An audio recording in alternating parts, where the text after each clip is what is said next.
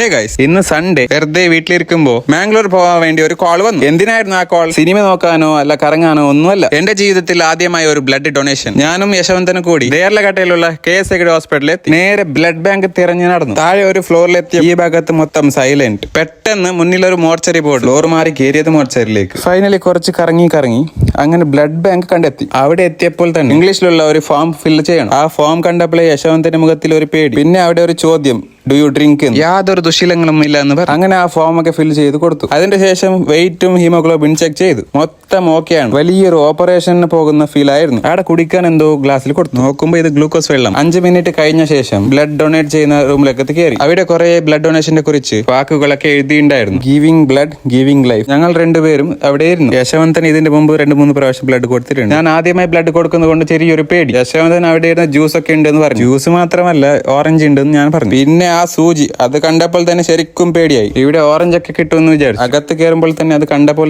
അവിടെ ഇരുന്ന ഒരു ഓറഞ്ച് ഞാൻ എടുത്തു. പക്ഷെ അത് ബോളായിരുന്നു. സത്യം പറഞ്ഞാൽ ഒട്ടും വേദന ഉണ്ടായിരുന്നില്ല, ഒന്നും അറിഞ്ഞില്ല. അങ്ങനെ എന്റെ ആദ്യത്തെ ബ്ലഡ് ഡൊണേഷൻ കഴിഞ്ഞു. ഒരു അടിപൊളി ജ്യൂസും സർട്ടിഫിക്കറ്റും കിട്ടി. പിന്നെ ഒരു ഫീഡ്ബാക്കിന്റെ ഫോം ഉണ്ടായിരുന്നു. അതിനെയും ഫിൽ ചെയ്ത് തിരിച്ചു പോകുമ്പോൾ ലിഫ്റ്റിൽ കയറി. ഈ ഹോസ്പിറ്റലിന് മുമ്പ് ഒരു അമ്പലം ഉണ്ടായിരുന്നു. തിരിച്ചു വരുമ്പോൾ ഭാഗ്യത്തിന് ഒരു ലോട്ടറി എടുത്തു. അങ്ങനെ ഈ പ്രാവശ്യം ലോട്ടറി എനിക്ക് തന്നെയെന്ന് യശവന്ത്. അപ്പോൾ എല്ലാവരും ബ്ലഡ് ഡൊണേറ്റ് ചെയ്യുക. അടുത്ത വീഡിയോയിൽ കാണുന്നവരെ ബൈ ബൈ.